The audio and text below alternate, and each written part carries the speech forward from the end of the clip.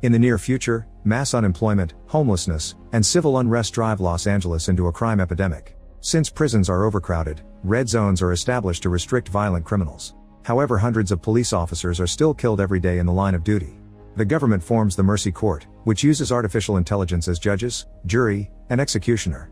This reduces the need for lengthy trials, and suspects are judged merely a few hours after their crimes. The AI always assumes that the suspects are guilty unless proven innocent. After 2 years, this program has executed 18 people and cut crime by 68%, saving billions of tax dollars and helping people feel safe again. In a courtroom, Detective Chris wakes up strapped to a chair with a video promoting the Mercy program playing in the screen in front of him. Suddenly, AI Judge Maddox appears on the screen and announces that the trial can now begin since Chris's alcohol level is finally down. She tells him he was unconscious for almost 6 hours and asks him to swear an oath to tell the truth. After Chris does so, Maddox reveals that he's being charged with the murder of his wife. Bodycam footage shows a team of cops entering Chris's house. They find his wife Nicole bleeding on the floor and their daughter Britt crying next to her. Nicole has been stabbed, and when the cops ask her who did it, she answers Chris's name. He watches the video in horror and freaks out when he hears his name. Maddox mentions that Chris had been alone in the house with Nicole at the time of her stabbing. Since he thinks she's lying, Chris searches the internet and confirms that his name is all over the news. They talk about his arrest and his support of the Mercy program. Chris and his partner Jack caught murderer David, who was the first criminal on the Mercy trial. Then Maddox asks him to plead, so Chris says he's not guilty. However, she's analyzed the evidence to conclude that his guilt probability is 97.5%. He must lower it to 92% to avoid execution, and he has 90 minutes to defend himself. He can use all the information in the Los Angeles Municipal Cloud, the database to which every person and company connects their devices as mandated by law. If he loses, the chair will kill him with a sonic pulse. As a timer appears on the screen, Maddox starts going through the evidence. Chris arrived at work at 8:51, but he never left his vehicle. Instead, he went home. Nicole refused to open the door for him and said he could talk to her through a lawyer. A frustrated Chris punched the camera before opening the door with his own keys. Nicole tried to kick him out before the door closed. Maddox fast forwards the footage, explaining that Chris was in the house for 26 minutes. Shortly after he left, Britt came home from a sleepover and screamed. The investigation indicates that Nicole had been stabbed by a right-handed man and that a single wound was enough to chip her spine and pierce her liver. Fresh traces of Nicole's blood have been found in Chris's clothes. After leaving the house, Chris went to the bar to drink, which he tries to deny. Footage from the bar's security camera shows a very drunk Chris fighting the cops when they try to arrest him and even getting tased. That didn't stop Chris from running out of the building and trying to take a random civilian's car, but the cops jumped on him and knocked him out. Chris doesn't remember any of this and Maddox blames it on the alcohol. He wants to talk to Britt, but the trial only allows calling witnesses and juveniles are excluded. For now, she's staying with her maternal grandparents. However, rules also say that if the deceased was known to a person, they can send a message to ask for a call in times of grieving. Chris tries a few different words, but he doesn't know what to say, so he lets Maddox send Britt the automatic message. Rules also say that the criminal can speak to their sponsor. A video from Rob from Alcoholics Anonymous appears on the screen scolding Chris for not calling him when he had the urge to drink. Rob worked with Nicole and he called the police when she didn't show up for her shift. When the video ends, Maddox goes over the couple's profile. Chris and Nicole started dating 20 years ago and got married after 3 years. A year later, Britt was born. Their lives were happy until Chris lost his partner Ray in the line of duty, which pushed him back into alcoholism. This slowly tore the family apart and Nicole started to consider getting a divorce. Her messages to her family and friends indicate that Chris has lost his temper 57 times in the last 6 months. Another video shows Britt talking to a guy that Chris doesn't recognize. It turns out Britt has secret social media accounts where she posts her party outfits. She tells her friend that her mother is crying and that her father often gets aggressive. At that moment, Britt calls Chris and has a breakdown, so he assures her that he didn't kill Nicole and that he's been arrested by mistake. Unfortunately, Britt's grandfather forces her to hang up.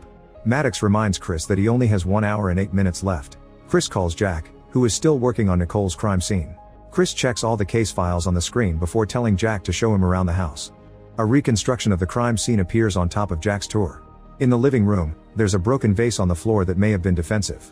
In the kitchen, they've found Britt's bloody footprints and bloodstains on the wall, indicating a struggle. A broken plate shows that Nicole tried to defend herself, and there's a knife missing from a set that matches the stabbing weapon. Chris's fingerprints are on it, but he clarifies that he used it to cook. They've also found fibers, hair, skin, and DNA that match Chris. Next, Chris checks Nicole's phone record since he remembers seeing her texting after their fight. There are no text or calls that match that time, so Chris asks about her work phone. Maddox didn't know that there's a second phone, so she gets the number from Chris's call records and calls it. In the house, Jack hears ringing and follows it to a car outside. She breaks the window and retrieves Nicole's phone, only to discover it's a black market unit that isn't registered to the municipal cloud. The only calls and texts on it were sent to another black market unit. Maddox calls the mysterious number and the person hangs up when they hear her voice. This is still enough to track the location, so Jack heads there on her flying bike. While they wait, Maddox realizes that Chris already knew that Nicole was keeping secrets and informs him that his guilt probability has been reduced to 0.8%. The phone is found in a hotel and is about to go out the back door. Jack rushes to block that door with 2 other officers as Patrick tries to escape. When he sees the cops, he runs back inside and a chase ensues. Maddox searches for his profile to learn that he's a chef who is late on his rent and has been investigated twice for social security fraud. The officers chase Patrick through the hotel, but he manages to lose them by taking a door to an area without cameras. Then Jack sends out a drone that finds Patrick on the roof, so the officers go after him. They manage to tackle Patrick and they fall on a lower area where they capture him. Patrick claims he didn't do anything and he ran because he was afraid they'd blame him for it anyway. Chris wonders what Nicole was doing with a guy like this, so Patrick says he gave her everything Chris couldn't. He admits he flirted with Nicole and they went out on a few dates, but it never escalated. She wanted to talk privately to him, so he acquired the burner phones. After Maddox finds footage of the dates that confirm the story, Patrick says he's been at work all day. Security cameras also confirm this, so he can't be the killer. Patrick scolds Chris for not taking care of his family, explaining that Nicole only wanted someone who would listen to her and comfort her. Jack captures him anyway for resisting the arrest. With only 53 minutes left, Chris's guilt probability has risen to 98% because he's provided a motive for murdering Nicole. Chris then reveals that today Nicole found the bottle of alcohol that he keeps hidden in his car. He's been drinking again for around a year, so Maddox searches for more footage. Some time ago, Nicole found Chris drinking in the garage and he snapped at her, finally making him see he had a problem. He started to go to AA meetings and met Rob, who helped him stay sober for a while. However, losing Ray hit him really hard. Another video shows Ray and Chris in a police car getting ready to approach a criminal in another vehicle. At that moment, Chris got a call from Nicole, so Ray told him to take it while he went out alone. Unfortunately, the criminal shot Ray and his vehicle pushed him against the police car to crush him. Chris got Ray back in the car and promised to take him to the hospital, but he was also chasing after the criminal. He pushed the guy's car with his own, causing it to flip over and crash. Unfortunately, Ray died from his wounds in the process. Chris then chased the man until he cornered him in the water to arrest him, only for the trial to find him not guilty later. This makes Chris regret not shooting him when he had the chance. Maddox isn't interested in any of this and asks Chris to try to remember his day. He explains that when he arrived at work, he discovered that his bottle wasn't in the car and knew Nicole had found it, so he went home. They ended up arguing and Chris broke the vase just because she loved it. The broken shards cut her, which is why there was a little of her blood on his clothes. He doesn't remember anything that happens afterward. Chris wonders if he did it after all, so Maddox reminds him he still has 43 minutes and all her tools at his disposal. After looking at Nicole's contacts, Chris calls Patrick in prison and asks him if Nicole had any troubles. Patrick shares that she was under a lot of stress at work because she had to spy on her coworkers after some chemicals went missing. Chris wonders if it was someone from Nicole's work, but Maddox points out they weren't seen in the neighborhood since Sunday for a barbecue. Then Chris sends Jack to Viking Shipping Depot, the company Nicole worked at. While he waits, he watches clips from the barbecue to identify Nicole's coworkers, yet Maddox says they all have an alibi for today. He makes her check his neighbor's camera, but it experienced an outage, so the footage is still being archived. Next, Chris asks for the footage of the people who came to the barbecue by car and notices that Rob's vehicle has 3 more people. Chris calls Rob and asks him who he gave rides to. Rob mentions the names and shares that none of those people left with him and nobody missed work yesterday. Getting desperate, Chris checks Britt's video from last night again and checks the timestamp. Britt's rant happened while Chris was at work, so he couldn't have made Nicole cry. Since now Britt is potentially a witness, Maddox lets him call her. Britt is now angry with Chris because she's seen the video of his arrest and realized he's been drinking behind their backs. Everyone on the internet thinks Chris is guilty and she wonders if it's true. Her grandfather wants her to hang up, however Maddox forbids it because it's part of the trial. Chris asks Britt what she heard last night, so she explains she heard Nicole cry and some weird noises around the house. A video on her socials shows her searching the house for the noises, and Chris notices that the basement door is open. They never open that door, and Britt says she wasn't there last night. Chris asks Maddox to clear the image and he discovers a hand on the knob. One of the barbecue guests never left the party and hid in the basement for 2 days. To identify the mysterious man, they look into the servers of Nicole's company. By going through the emails, Chris learns that someone has been faking the stock records to cover up the fact that 300 kilos of chemicals have gone missing in the past 6 months. The missing chemical is urea granules, which is used for fertilizers, dermatological products, and illegal substances that are very popular in red zones. A mysterious email asks Nicole to meet at the docks, so Chris searches for the security footage of that meeting. Nicole is seen arguing with Holt, who asked her not to go to the cops and give him a few more days instead. She refused because her job was on the line, and Holt threw his things in frustration. Looking at Holt's emails, Chris discovers he's addicted to gambling. Checking his finances reveals he's drowning in debt and Rob has been bailing him out.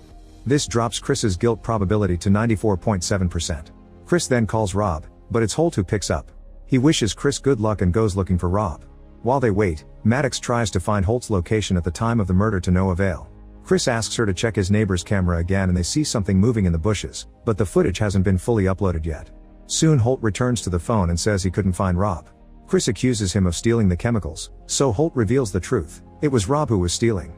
Since Holt felt he owed Rob many favors, he tried to help him with Nicole. Now he can't find him, and a coworker says that he left in a truck. Holt also reveals that Rob didn't come to work yesterday and the last time he saw him was at the barbecue. That day Rob asked Holt to give the others a ride in his car while he stayed a little longer. Maddox tracks the missing truck and Chris sends Jack after it, remembering that Rob has a gun license. At the same time the neighbor's footage has finally finished uploading and they see Rob coming out of the neighbor's car trunk. This only drops Chris's guilt probability to 93.4, which makes him mad. He tries arguing with Maddox and the philosophical questions he asks make her glitch a few times. With only 19 minutes left, Chris contacts some friends in the force and tells them about Rob's guns. Jack and this team surround Rob's house and break in, but they don't find him anywhere. Chris notices there's no truck parked outside, making him realize that Rob took the tracker out of the truck and left it at home. Maddox searches for the truck around the city but she doesn't find its license plates, which means Rob took them off. Chris asks Jack to send an alert for a Viking shipping truck. In Rob's house, the cops find a broken picture with a hand on the torn edge. Rob was raised in a children's home and his records were lost in a data hack, so it'll take Maddox a while to find the photo online. In the garage, the cops find the chemicals and burned evidence.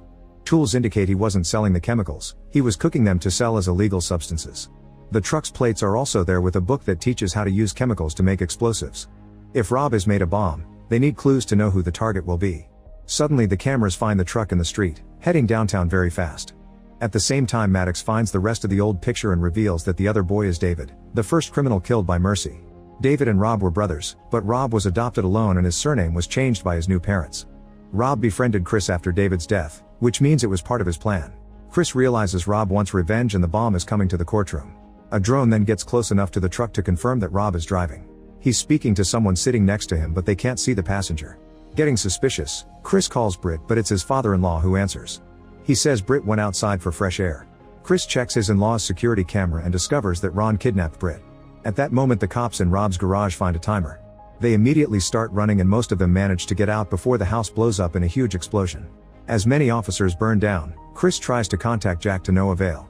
The garage bomb only had a small amount of the chemicals, so Maddox concludes that the bomb in the truck has the rest. That means it'll blow up the entire city. Then Jack calls Chris to confirm she's fine and agrees to go after the truck. Now Chris's guilt probability finally drops to 0. Maddox wants to stop the trial but Chris refuses because he wants to keep having access to the system to stop Rob. When Maddox points out that he only has 9 minutes left and the chair could kill him, he doesn't care because he wants to save the city. This emotional logic makes Maddox glitch, so Chris explains to her how they can work together for the greater good. Maddox agrees to continue with the trial. Police cars are now following the truck. They try to block it many times, but Rob always dodges them or pushes them. As the news starts recording the chase, Rob drives faster and hits civilian cars too. A police vehicle ends up crashing into a store. When the truck reaches the bridge, a SWAT helicopter tries to lower one of its agents. More police cars try to block the way but Rob drives through them at great speed and the agent has nowhere to land. Jack has no choice but to order her men to take Rob out, ignoring Chris when he reminds her that Britt is also in the truck. Even Maddox agrees it's the best plan. A remote control car is sent out with an explosive and passes under the truck, however the connection fails and it doesn't blow up. Chris wonders if Maddox hacked it, but she doesn't answer. With only 4 minutes left, Maddox sends an alert to evacuate the area. Chris asks Jack to fly in front of the truck and sees Britt begging for help while he tries to make Rob see reason. Furious, Rob explains that David was innocent but when he's about to say more Jack opens fire. This makes her lose control of the bike and she falls off. The truck then crashes right into the court building. At the same time the chair starts getting ready to kill. Maddox doesn't answer because the power has gone out so the system is working on a spare battery. In the lobby, Rob uses Britt as a shield while shooting all the guards who try to stop him. With only 10 seconds left, the chair begins to go down and Chris screams for help. Thankfully Maddox comes back online and stops the trial just in time. Afterward Chris takes the elevator to the lobby and grabs a vest from a dead guard. He tells Maddox to get information on David and tries to calm Rob down, but Rob pulls out the detonator. Before he can press the button, Maddox appears on a screen and gives him the chance to clear his brother's name. Rob swears he talked to David at the time of the murder, but Maddox says there was no phone on David when he was found next to the body. While Rob argues with Maddox, Britt bites his arm to free herself. Chris immediately jumps on Rob and they start fighting for the detonator. As Rob keeps firing his gun, Chris manages to pull some cables from the detonator to shut it down. Then he kicks the gun out of Rob's hand. He grabs the weapon and points it at Rob, desperate to avenge Nicole. Britt cries and begs him not to do it. As Chris hesitates, Rob insists he was on the phone with David the whole time and that he called the precinct. Suddenly Jack shoots him and Chris has to stop her from firing again to finish him. Rob says that he talked to a woman in the precinct and she promised she'd check David's call history, so whoever arrested David knew the truth. Maddox checks the precinct's calls and confirms that someone looked into Rob's history to find his call with David. Chris remembers it was Jack who arrested David and demands the truth. Jack refuses to talk, but Maddox is now checking her history. The phone had been in the evidence box but Jack took it away and threw him in the river. Then Jack admits she did it to prove to the public that mercy works and keep the city safe. Chris says that what they need is justice and tells the other officers to arrest her. Afterward Chris runs to reunite with Britt. Maddox realizes she's killed an innocent man and wonders what she's done. Chris says that like humans, AI can make mistakes and they also need to learn from them. Make sure to subscribe and turn on notifications so you can watch more videos like this. Thanks for watching.